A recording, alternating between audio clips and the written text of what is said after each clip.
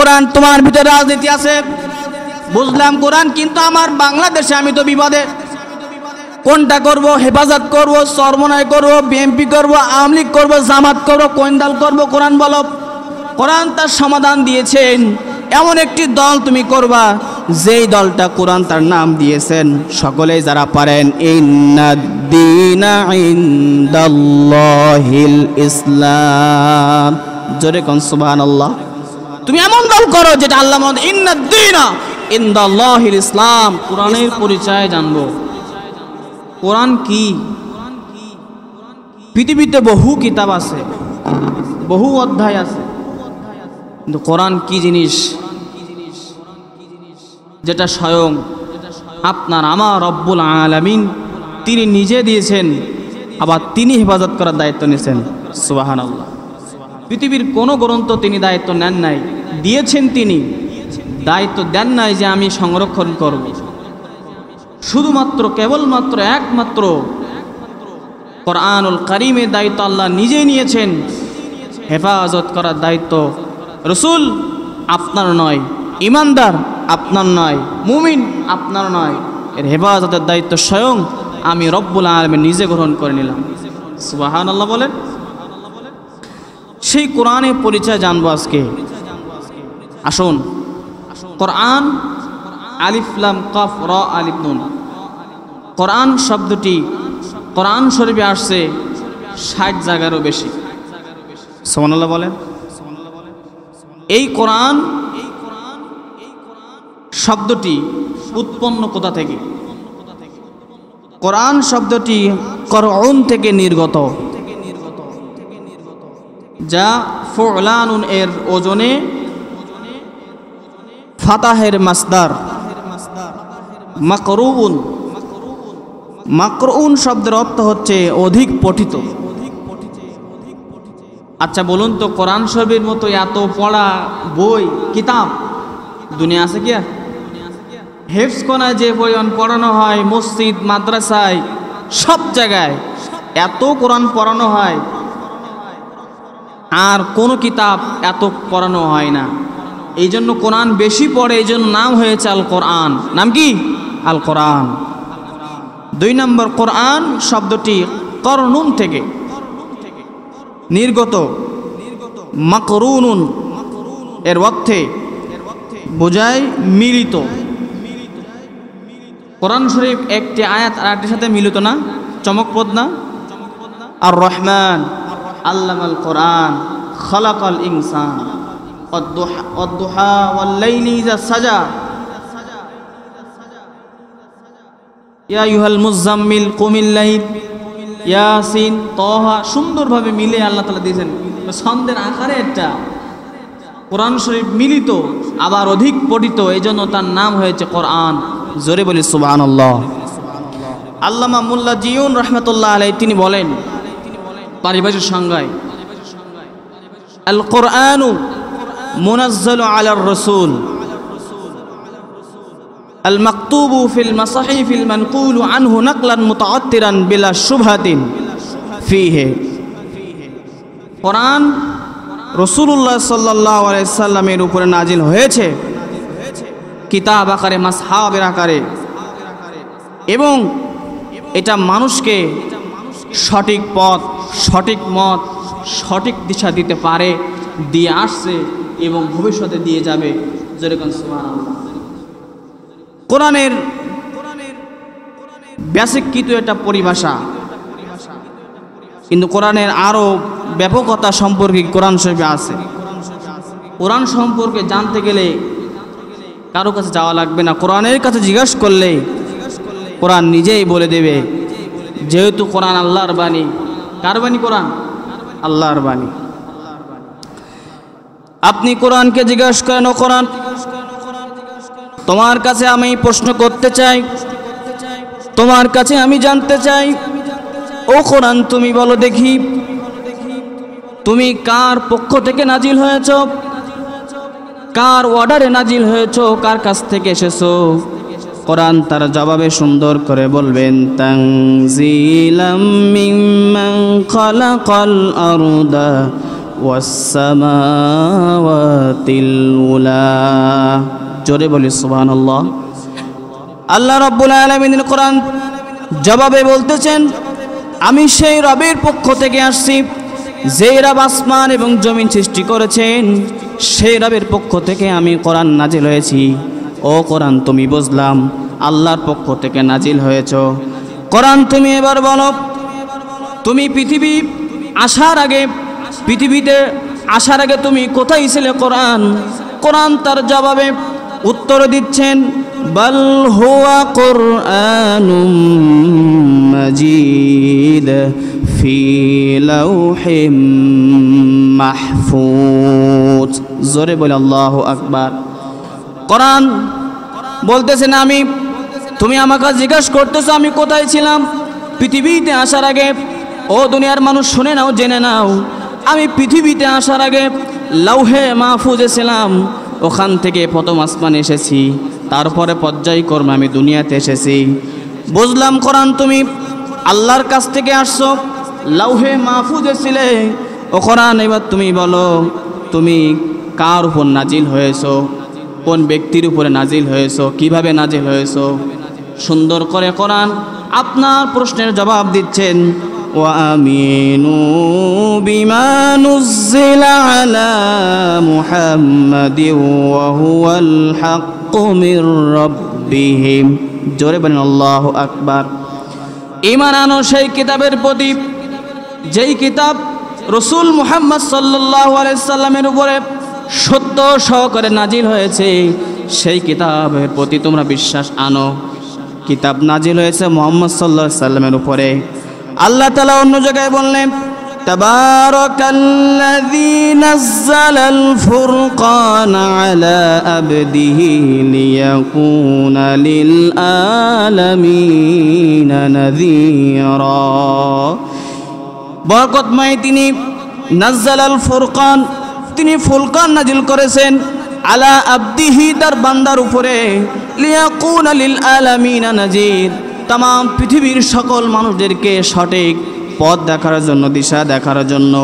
ও কোরআন তুমি বুঝলাম মুহাম্মদ সাল্লাল্লাহু আলাইহি সাল্লামের উপর নাজিল হয়েছ। কোরআন তুমি এবার বলো কোন মাসে নাজিল হয়েছ?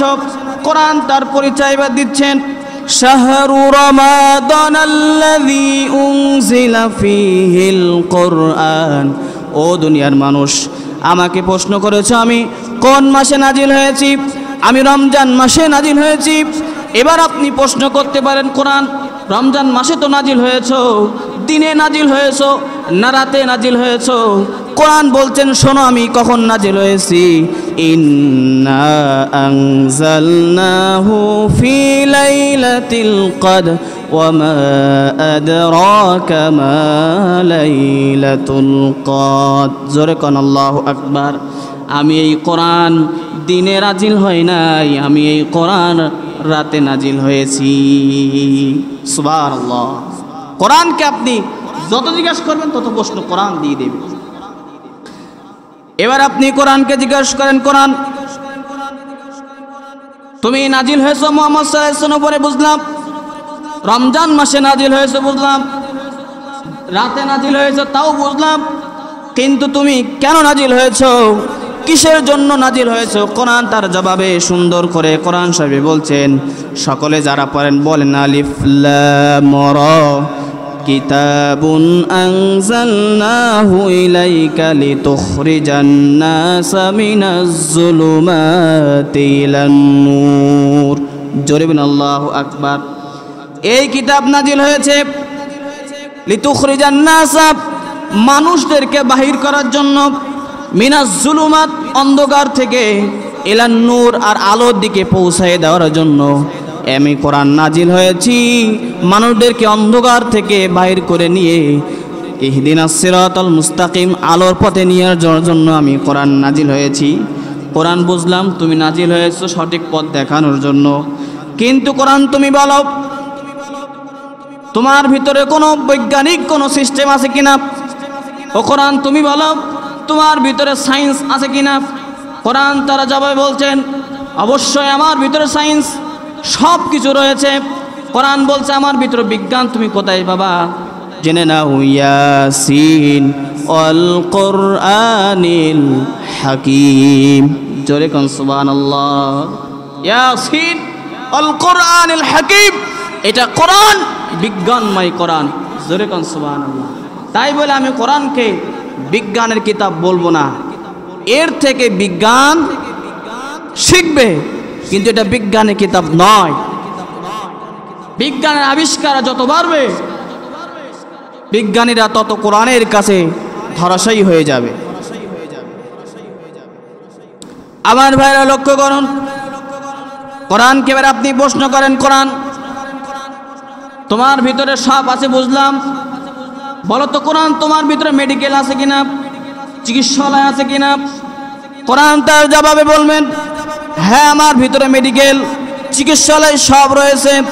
ওয়ানুনাজ্জিলু মিনাল কুরআনি মা হুয়া শিফাউ ওয়া রাহমাতুল লিল মুমিনিন ওয়া লা ইয়াজিদুয যালিমিনা ইল্লা খাসারা। ও দুনিয়ার মানুষ, তোমরা আমাকে জিজ্ঞাসা করতেছো এই কোরআনের ভিতরে চিকিৎসালয় আছে কিনা, মেডিকেল আছে কিনা? শোনো, ওয়ানুনাজ্জিলু মিনাল কুরআন, এই কোরআন নাজিল হয়েছে মা হুয়া শিফাউ ওয়া রাহমাতুল লিল মুমিনিন, মুমিনদের জন্য এমন একটি চিকিৎসালয়, শেফার জন্য, আরোগ্যের জন্য এই কোরআন আল্লাহ তাআলা নাজিল করে দিয়েছেন। কোরআন বুঝলাম সব কিছু আছে। এবার বলো কোরআন তোমার ভিতরে শিক্ষা আছে কিনা, এডুকেশন আছে কিনা, শিক্ষার কোনো বালাই আছে কিনা?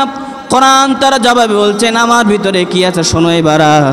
ইকরা বিসমি রাব্বিকাল্লাযী খালাক, খালাকাল ইনসানা মিন আলাক, ইকরা রাব্বুকাল আকরাম, আল্লাযী আল্লামা বিল কলাম, আল্লামাল ইনসানা মা লাম ইয়ালাম।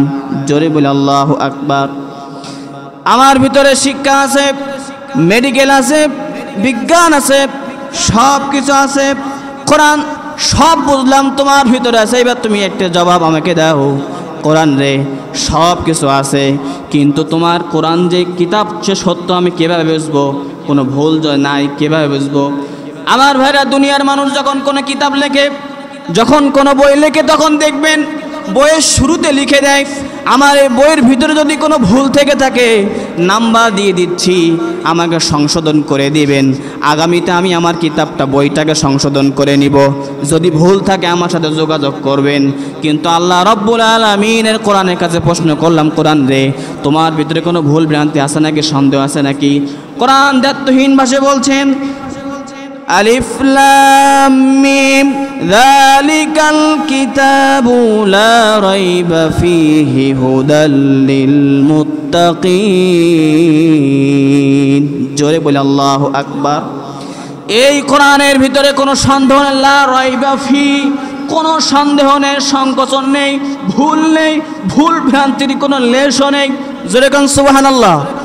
এই কোরআনটা এমন একটি কোরআন যেই কোরআনের ভিতরে কোনো ভুল নাই, ভ্রান্তি নাই, কোনো কিছুর কমতি নাই। এই কোরআনটা পরিপূর্ণ কোরআন। ও কোরআন সব কিছু বুঝলাম, তুমি পরিপূর্ণ, বলো দেখি কোরআন তোমার মতো একটা কোরআন শরীফ বানানো যায় কিনা? অনেকে বিজ্ঞানে প্রশ্ন করে না, ইহুদি খ্রিস্টান এবং যা নাস্তিক তারা প্রশ্ন করে দেখবেন যে কোরআন তো মানুষের তৈরি, এই কোরআন তো আমরা বানাতে পারবো, বলে কি না? বলে তো, সম্ভব কিনা? আমার ভাইয়েরা, বর্তমান সময়ে কোথায় মহাকাশ যান, যেখানে স্যাটেলাইটের মাধ্যমে মহাকাশের ছবি তুলতেছে, সেই জায়গায় যদি মহাকাশের কোনো একটি যান্ত্রিক ত্রুটি হয়, যদি কোনো নাট ঢিল হয়ে যায় কোনো জায়গায়, সুপার সনি কম্পিউটার দিয়ে এই ল্যাবে বসে এখান থেকে ওই সেই কত হাজার মিটার উপর থেকে সুপার সনি কম্পিউটার দিয়ে নাটগুলো, স্ক্রু ড্রাইভগুলো আবার টাইট করে দিচ্ছে বর্তমান কম্পিউটার। বিজ্ঞানীরা দেখলো যদি আমরা এটুকু পারি তবে আমরা এও পারবো। কোরআনের মুজিজা আমরা জানতে চাই। বিজ্ঞানীরা কোরআনের সমস্ত সব কিছু মৌলিক বিষয় ঢুকাই দিলেন কম্পিউটারের ভিতরে। আর মানুষের ব্রেনটার আকল ঢুকাই দিলেন কম্পিউটার ভিতরে। মানুষ যা বোঝে কম্পিউটারও তাই বুঝবে, কোরআন যা বোঝে কম্পিউটারও তাই বুঝবে, ঢুকাই দিলেন দুই পক্ষের ভিতরে। এবার বিজ্ঞানীরা বলছেন, ও কম্পিউটার বলো দেখি এই কোরআন বানানো সম্ভব কিনা, এই কোরআন তৈরি করা যাবে কিনা। কোরআন তার জবাবে উত্তর দিচ্ছেন, ও পৃথিবীর মানুষ শুনে রেখে দাও, জেনে রেখে দাও, এই কোরআন তৈরি করা কোনো ব্যক্তির পক্ষে সম্ভব নয়, কেউ তৈরি করতে পারবে না। বিজ্ঞানীরা বললেন, দাঁড়াও দেখি কি করা যায়। আবার দিলেন, আবার বললেন, ও কম্পিউটার তুমি বলে দাও এই কোরআন কেউ তৈরি করতে পারবে না। কম্পিউটার আবার বলল, পারবে না, তবে হ্যাঁ পারবে, তবে এমন একটি কিতাব তৈরি করতে পারবে, তবে সময় লাগবে অনেক। কত সময়? 63 ট্রিলিয়ন সময় লাগবে তার। একটা মানুষ যদি এই কোরআন শরীফ বানাতে যায় 63 ট্রিলিয়ন সময় তার ব্যয় করা লাগবে। আমার ভাইরা, মিলিয়ন, বিলিয়ন, তারপর ট্রিলিয়ন, তারপর অক্টোলিয়ন, 63 অক্টোলিয়ন সময় লাগবে তার। যার হিসাব করতে গেলে আপনার মাথার চুল পড়ে দেবে সাথে সাথে। এত সময়, তাও 63 বার মানুষ অজ্ঞান হয়ে যাবে। 63 বার, আবার 63 ট্রিলিয়ন বার তা অক্টোলিয়ন বার তাকে বাঁচতে হবে।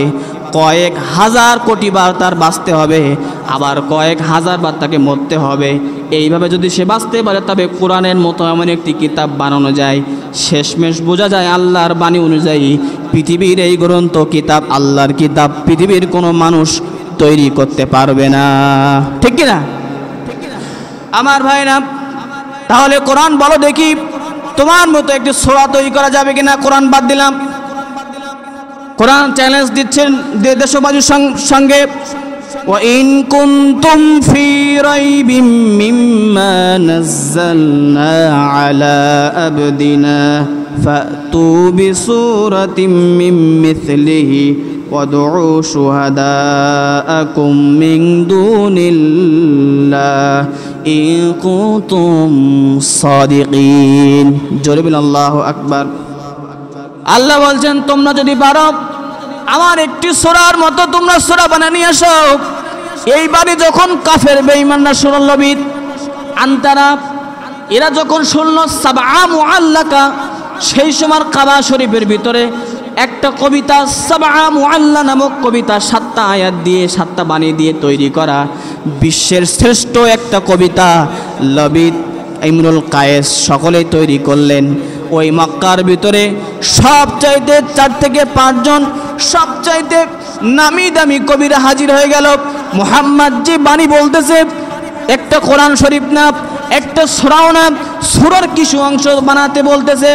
ইন্না আ'তাইনাকাল কাউসার ফাসাল্লি লিরাব্বিকা ওয়ানহার ইন্না শানিয়াকা হুয়াল আবতার ইন্না শানিয়াকা হুয়াল আবতার। তা রাখলেন না, আর 2টা আয়াত দিয়ে বললেন তোমরা আয়াতটা বানায় নিয়ে আসো, কাবা শরীফে তোমরা ঝুলাই দিয়ে দাও। ইমরুল কায়েস সব বিখ্যাত কবিগণ কেউ বানাতে পারে না, তৈরি করতে পারে না, কেউ রচনা করতে পারে না। শেষমেশ কাবার চত্বরে এসে তারা সকলেই ঘোষণা করলো, লাইসা হাযা মিন কালামিল বাশার, এটা কোনো মানুষের কথা না, মানুষের কোনো কালাম না। লাইসা হাযা মিন কালামিল বাশার, এটা কোনো মানুষের গ্রন্থ না, মানুষের কথা না। ও মক্কার লোকেরা জেনে নাও, শুনে নাও, এই বাণী হচ্ছে মহান আল্লাহ রাব্বুল আলামিনের পক্ষ থেকে বাণী। আল্লাহ তাআলা বলছেন তোমরা একটি আয়াত একটি অংশ তৈরি করতে পারলা না, অতএব পৃথিবীর কোনো মানুষ পৃথিবীর শুরু থেকে শেষ পর্যন্ত আমার কোরআন শরীফের একটা আয়াতও বানার বলার ক্ষমতা কারণ নাই। ঠিক কিনা? শুধু তাই না, এই কোরআন শরীফের 1400 বছর আগে নাজিল হয়েছে হেরা পর্বতে। সেখান থেকে আজ এই বছর পর্যন্ত, আজ 2025, পৃথিবীর কেউ একটি আয়াত বাড়াতে এবং কমাতে পারে নাই। ঠিক কিনা? পারছে কেউ? পারে নাই, পারবেও না। আচ্ছা কোরআন বুঝলাম কেউ পারবে না, কিন্তু কোরআন শোনো, পৃথিবীতে অনেক মানুষ রয়েছে যারা তোমাকে কিছু মানে আবার কিছু মানে না। ঠিক কিনা? অনেক লোক আছে না, কিছু মানে আবার কিছু মানে না। মাগার নামাজ পড়বে কিন্তু যাকাত দেবে না, আছে না নাই? টাকা আছে, হজও করবে না, যাকাতও দেবে না, নামাজ পড়বে, তাহলে একটা মানলো আর একটা মানলো না। তাবলীগ করবে, হজ করবে, যাকাত দিবে, ফরজ ইবাদতগুলো করবে, কিন্তু আল্লাহর কোরআন যে সংসদে যাবে এটা তো চাই না। আছে কি না? তাহলে কিছু মানলো আর কিছু মানলো না। আল্লাহ তাআলা সুন্দর করে তার কোরআনের জবাব দিয়ে দিয়েছেন, আফাতুমিনুনা বিবাদিল কিতাবি ওয়া তাকফুরুনা বিবাদ। আমার কিতাবের কিছু অংশ মানবা আর কিছু অংশ মানবা না। ও বান্দা তুমি শুনে রেখে দিয়ে দাও, ফামা জাযাউ মান ইয়াফআলু যালিকা মিনকুম ইল্লা খিজুন ফিল হায়াতিদ দুনিয়া। আমার কোরআন মানো, নামাজ পড়ো, যাকাত দাও, হজ করো, কিন্তু আমার এই কোরআন সংসদে যাবে তুমি এটা চাও না। তুমি তোমার জন্য তুমি তৈরি করে নাও, তোমার জন্য দুনিয়ার বুকে লাঞ্ছিত, অপমানিত, পদদলিত হয়ে যাবা। আমার ভাইরা লক্ষ্য করে দেখেন, আর যারা এই কোরআনকে সংসদে নিতে দেয় নাই, সংসদে যাওয়ার জন্য আগ্রহী প্রকাশ করে নাই, তারা লাঞ্ছিত, অপমানিত, পদদলিত হয়ে দুনিয়া থেকে বিদায় হয়েছে।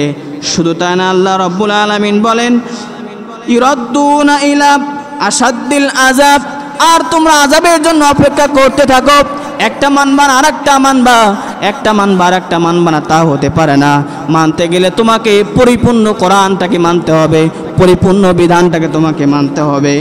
আচ্ছা, কোরআন সবই বুঝলাম, পরিপূর্ণ মানলাম, তবে কোরআন বলে এবার দেখি মূল পয়েন্ট এটা।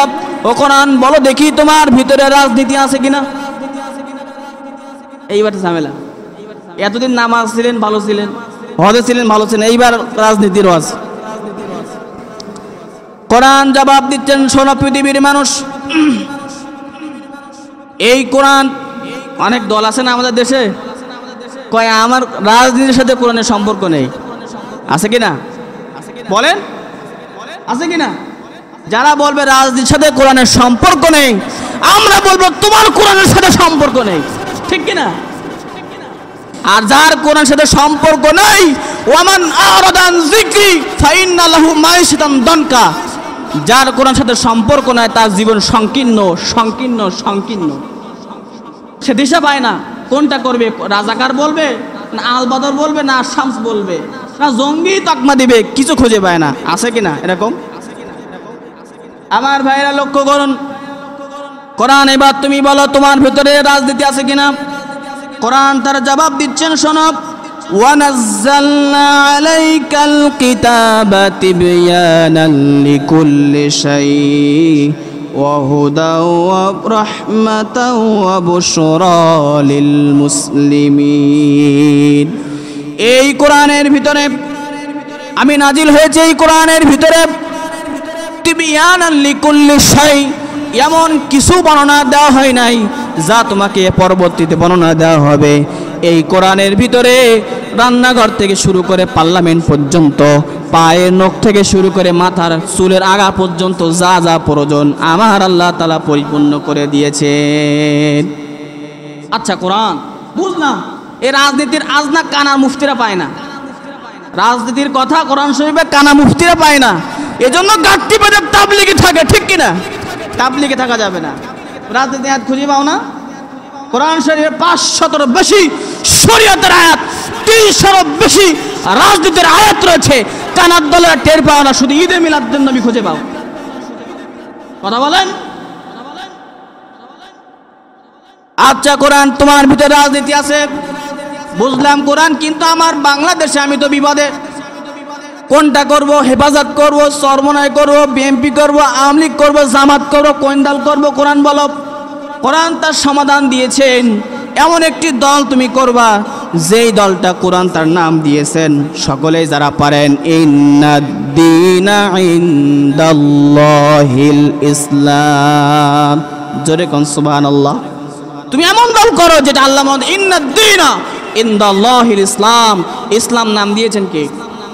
এরকম দল করতে বলা হয়েছে কোরআনে, কোনটা?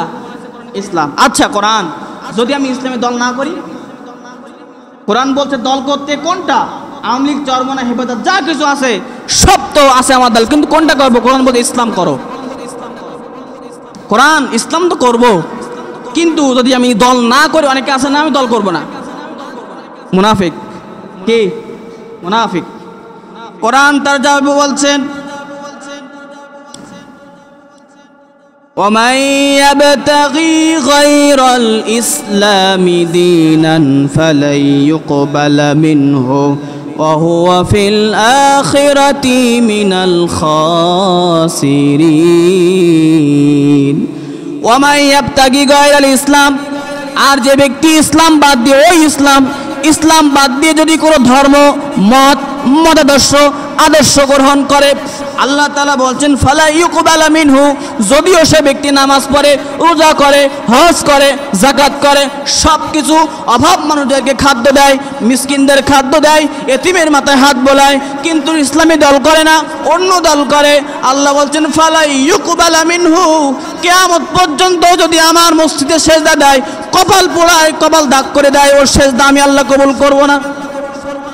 ফালা ইউকবালা মিনহু, এখানে মোজারা সিগা আছে, গিরামাজরা বলবে ইকবালু, কোনোদিনও নয়। তাহলে যারা ইসলাম বাদ দিয়ে গণতন্ত্র করতেছেন, ইসলাম বাদ দিয়ে সোশ্যালিজম, ন্যাশনালিজম, ওই বেজাতিদের দর্শন আপনি গ্রহণ করতেছেন, আবারও নামাজ পড়তেছেন, আবারও হজ করতেছেন, আবারও যাকাত দিচ্ছেন, খোদার কসম আপনার হজ, আপনার যাকাত, আপনার রোজা কিছু কাজে আসবে? আল্লাহ নিজে বলছেন দল করতে হবে ইসলাম। আমার ভাইরা, এই ইসলামী দলের ভিতরে জিহাদি তামান্না, চেতনা আপনার থাকতে হবে। যদি আপনার ভিতরে জিহাদি তামান্না এবং চেতনা না থাকে, কিয়ামতের দিন আল্লাহ তাআলা আপনাকে কাঠগড়ায় দাঁড়াবেন, আসামির কাঠগড়ায়। এই কোরআনটি আল্লাহ তাআলা নাজিল করেছেন খানকায় বসে পড়ার জন্য না, মসজিদে বসে পড়ার জন্য না, মাদ্রাসায় পড়ার জন্য না। আল্লাহ তাআলা যেমনিভাবে মানুষকে পাঠিয়েছেন জমিনে, এই কোরআনও পাঠিয়েছেন জমিনে। কিন্তু কোরআনের সত্য হচ্ছে কোরআনটা রাষ্ট্রভাবে কায়েম করা। এই কোরআন যা রাষ্ট্রভাবে কায়েম চায় না, এক কথায় তারা মুসলমান না, তারা কাফের। বলেন তারা কি কাফের? তো কোরআন যারা আছে তারা কি কাফের? সম্মানিত হাজিরিন, কোরআন আপনাকে চেতে হবে। কোরআন যদি কেউ কোরআন বুঝতে পারে, রাসূল বলেছেন কাল কিয়ামতের দিন এই কোরআন তাকে শাফায়াত করে জান্নাতে নিয়ে যাবে। যেরকম সুবহানাল্লাহ। আমরা শুধু কি সওয়াবের নিয়ত পড়বো না, এই কোরআনকে সংসদে নিয়ে যাব, সংসদে নিয়ে যাব। আমার ভাইরা, বাংলাদেশে আজ কিছু দেখতেছেন আপনারা, অনলাইনে যুগ, কোরআনকে সংসদে না নিয়ে যাওয়ার জন্য কিছু লোক পায়চারি করতেছে। কিন্তু আল্লাহর কোরআন কারোর জন্য বেঁধে থাকে না, ঠিক কিনা? কোরআন এই গতিতেই চলবে। বেশ কিছুদিন আগে দেখেছেন, দুদিন আগে একজন ভদ্র মহিলা, বলতে ঘেন্না লাগে, সে একজন নাস্তিক মহিলা, তিনি বলতেছেন সংবাদ সম্মেলনে বাংলাদেশের 90% মসজিদগুলো অবৈধ জায়গায় তৈরি। বলেন আমরা মুসলমান কতজন, কত পার্সেন্ট বাংলাদেশে? হ্যাঁ 92%, ধরলাম 92%। সে নাস্তিক হোক, অন্য ধর্মের হোক, 92% মুসলমান দেশে অনলাইনে সোশ্যাল মিডিয়া এসে বলতেছে বাংলাদেশের 90% মসজিদগুলো অবৈধ জায়গায় তৈরি করা, আর বাংলার মুসলমান চেয়ে চেয়ে ফ্যাল ফ্যাল করে তাকে তাকায় রয়েছে। আরে ভাই, আপনি উমারের উত্তরসূরি, উমর বিন খাত্তাবের উত্তরসূরি, যে ইমাম নবীর শাসন না মানার কারণে গদ্দানকে উড়ে দিয়েছে, সেই উমারের উত্তরসূরি হয়ে বাংলার জমিনে বলতেছে 99 মসজিদগুলো অবৈধ জায়গায় তৈরি। ও তো গদ্দার নয়, বাংলাদেশ থেকে বিতাড়ন না, উল্টো কবর পেতে দেওয়া ছিল। আজ আমরা ঘুমিয়ে রয়েছি, চুপচাপ রয়েছি। কেন? বাংলাদেশে কোন নাস্তিক আর মাথার সাথে দাঁড়াতে পারবে না। যদি দাঁড়াই, তাওহীদের জনতা জুতার বাড়ি মেরে বঙ্গোপসাগর ভাসাই দেবে, ঠিক কিনা বলেন? আসেন আরো কিছু পয়েন্ট আমি বলে শেষ করে দেব। এই নাস্তিক মহিলা, একে আমরা প্রশাসন সাপোর্ট দিচ্ছে। কিসের শাসন তুমি, কিসের ডক্টর ইউনূস? সাতেম জাহান্নামী, সাতেমকে হত্যা করা, কতল করা ফরজ আইন। রাসূলকে বেয়াদবি করে, রাসূলের শানে বেয়াদবি করে, ওকে হত্যা করা। সাতেম হলো 4 মাযহাব, হানাফি, শাফি, মালিকি, হাম্বলি আর সকলেই বলেছেন যে সাতেম যে নবীকে কটূক্তি করে তাকে হত্যা করা ওয়াজিব ওয়াজিব ওয়াজিব। আর এই সাতেমদেরকে সাপোর্ট দিচ্ছে ডক্টর ইউনূস, নাস্তিকদের সাপোর্ট দিচ্ছে সেই। এত বড় কথা কে বলতে পারেছে এর আগে? বলতে পারে নাই। তারপর আসেন আমাদের দেশে 8টা তৈরি হয়েছে মানবাধিকার কমিশন, হিউম্যান রাইটস। কত সময় বলেছি ভাই, মানব অধিকার প্রতিষ্ঠিত কত সালে? 1948 সালে। কত সালে বলেন? 1948 সালে মানবাধিকার কমিশন প্রতিষ্ঠিত হয়। মানবাধিকারের কনসেপ্ট কি? এর উদ্দেশ্য কি? মানবাধিকারের মূল থিম হচ্ছে all human beings are born free and equally dignity and rights. All human beings are born free. জন্মগতভাবে মানুষ সকলেই ফ্রি, স্বাধীন। এটা হলো মানবাধিকারের মূল উদ্দেশ্য, মানে মূল কথা যেটা যেটা লেখা থাকে, মানুষ জন্মগতভাবে free and equal in dignity and rights, তার সম্মান তার মর্যাদা অনুযায়ী অধিকার রাখতে পারে। তাই যদি হয় হিউম্যান রাইটস মানবাধিকারকে আমি বলতে চাই, আমার ফিলিস্তিনি গাজাবাসীদেরকে ছোট ছোট শিশুদেরকে নলের পিস্তলের মুখে এনে হত্যা করা কেন হলো? কথা বলেন। সেই বিচার তো তোমরা একদিনও করো নাই। আর আমার বাংলাদেশে নতুন করে আবার ষড়যন্ত্র চলতেছে ওই ইহুদি খ্রিস্টানদেরকে মানবাধিকার কমিশন বসিয়ে আমাদেরকে আবার জঙ্গি তকবাদী আলেমদেরকে আবার জেলখানায় ডুবাবে। যেরকম ঠিক কিনা? এই জঙ্গি তকমা প্রথম আলো পত্রিকায় প্রকাশ পায়, যেই পত্রিকা সংবাদ মাধ্যমগুলো আলেমদেরকে জঙ্গি বলবে, সেই সংবাদ মাধ্যম সেই সংবাদ পত্রিকা আমার টয়লেট টিস্যু হিসেবে ব্যবহার করব। আর যেই সংবাদ মিডিয়াগুলো আলেমদেরকে জঙ্গি এবং রাজাকার আলবদর করবে, সেই সমস্ত মিডিয়ার অফিসগুলো ধানমন্ডি 32 নম্বর যেমন একটা করে ভাঙা হয়েছে, যে সমস্ত মিডিয়া আলেমদেরকে রাজাকার বলবে, আলবদর শামস বলবে, ওদের অফিসগুলো একটা করে ভাঙা হবে। আর বাংলাদেশের আলেমদেরকে রাজাকার বলার সুযোগ নাই। 3 নম্বর, অনেক দালাল আলেম বাড়িয়েছে আমাদের দেশে, দালাল আলেম। ভাই তাহেরি আছে না? আছে কিনা? তাহেরি কিন্তু 1 নম্বর আওয়ামী লীগের দালাল ছিল, জানেন আপনারা? কাফিল উদ্দিন সালেহী মুহাদ্দিস রবিউল বাশার হুজুরের ক্লাসমেট, একসাথে পড়েছেন তারা, ছাড়ছে নাই, আমি শুনেছি। এই কাফিল উদ্দিন সালেহী 1 নম্বর বাটপার, চিটার, আলেম নামের কলঙ্ক, জাতির সমস্ত সবকিছু আলেম হওয়ার কিছু নষ্ট করার মুখে এই কাফিল উদ্দিন সালেহী। শেখ হাসিনা বলেছিল আপনি জান্নাত পাবেন। আহারে, এই সমস্ত দালাল আলেম যারা কোরআন বোঝে না, হাদিস বোঝে না, একামত ইসলাম দিন বোঝে না, এদেরকে আলেম বলা যাবে না, পশুহীন মানুষ, ঠিক কিনা? সম্মত হাজিরিন, 4 নম্বর পিয়ার পদ্ধতি নির্বাচন। আমরা জানেন 2 দিন আগে মিটিং হয়েছে, পেয়ার পদ্ধতিতে নির্বাচন হবে ইনশাআল্লাহ বাংলার জমিনে। আর পেয়ার পদ্ধতিতে নির্বাচন হলে সকল দল, সকল মত, সকল শ্রেণীর মানুষ শান্তি সুশৃঙ্খল ভাবে বসবাস করবে। সুবহানাল্লাহ বলেন। কেন? আপনাকে বুঝতে হবে গণতন্ত্র। আমি সিভিজের ছাত্র। গণতন্ত্র কি? গণতন্ত্র প্রক্রিয়া কি? গণতন্ত্র কেন? গণতন্ত্র মানুষকে মুক্তি দিতে পারে না, কোরআন একমাত্র মানুষকে মুক্তি দিতে পারে। পেয়ার পদ্ধতি যেটা ভোট হবে, নির্বাচন হবে, এটা হচ্ছে সমন্বয় ভোট। কেউ বর্তমান স্বৈরাচার হওয়ার কোনো সুযোগ থাকবে না। লাস্ট ফিনিশিং, আমার দেশের এই ফেসবুকে ঢোকা যায় না, এই 2 দিনের ঘটনা। মডেলিং হচ্ছে বাংলাদেশে, ওই যে বাংলাদেশের সুদর্শন পুরুষ দেখেছেন, মনে হয় দেখেছেন না? সুদর্শন পুরুষ, আমি দেখে মনে হচ্ছে না ও পুরুষ, লেডিস না আনলেডিস? দেখে বোঝা যাচ্ছে লেডিস না আনলেডিস। একে বলতে যে সুদর্শন পুরুষ, আর তাকে দিয়েছে অ্যাওয়ার্ড। বাংলাদেশের যুবকদের আইডল ডক্টর মিজানুর রহমান আজারির মতো মানুষ বাংলার জমিনে সুদর্শন পুরুষ হতে পারল না। কোথাকার কোথায় ট্রান্সজেন্ডার, নারীও না পুরুষও না, সে হয়েছে সুদর্শন পুরুষ। কথা বলেন। ডক্টর মিজানুর আজারিকে দেখছেন না? স্মার্টনেস, নলেজ, জ্ঞানে ভরপুর। তার শব্দ চয়ন কি, ইংলিশ চয়ন কি, বাংলা চয়ন কি, তার মধ্যে স্মার্ট বয় বাংলাদেশে হাতে দর্শনও পাওয়া যাবে না। তিনি সুদর্শন পুরুষ হতে পারল না, সুদর্শন পুরুষ হয়েছে কনেকে আর নর্তকী, লেডিস অ্যান্ড আনলেডিস। কিছু বলে যায় না, এক কথা হিজলা। আমি ডাক্তার ইউনূস সহ যারা নেতৃবৃন্দ তারা আছে তারা বলবো, এই সমস্ত লেডিস মার্কা দিয়ে আপনারা দেশ চালাবেন না।